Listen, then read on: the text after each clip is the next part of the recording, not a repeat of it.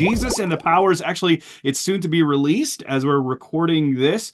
And of course, we all know what's going on politically right now. But what made you want to write this book when there are so many books out there talking about political witness in this age? Well, I think there's something quirky about Mike Bird, who's an Australian, and me as a Brit writing a book which is obviously partly aimed into the American situation.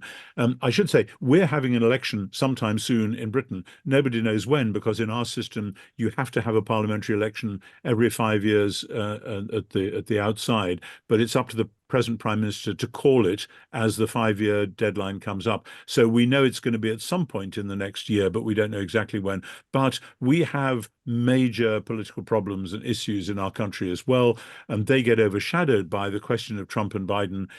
But they're not insignificant, because Britain still has a rather odd place both within and outside Europe, and Europe has a very contested place and role at the moment vis-a-vis Ukraine and the Baltic states, etc., etc.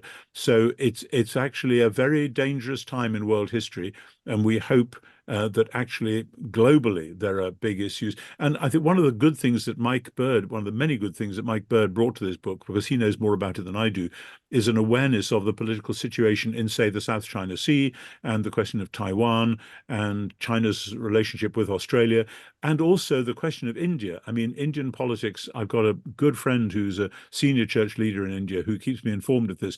There's some major developments going on there at the moment, which are really worrying from a Christian point of view, from a global political point of view, and from the fact that India seems to have an ambiguous relationship with Russia, and sometimes a more positive one than most of us would wish they had, and so on and so on. So there are huge issues, never mind the migration crisis, which affects us as much in the UK as it does with people coming in, up through Mexico in the United States. And we don't have answers to these things. So what Mike and I are hoping to do is to lay down some parameters for, not for who to vote for, but for how to start thinking wisely and Christianly about major political issues.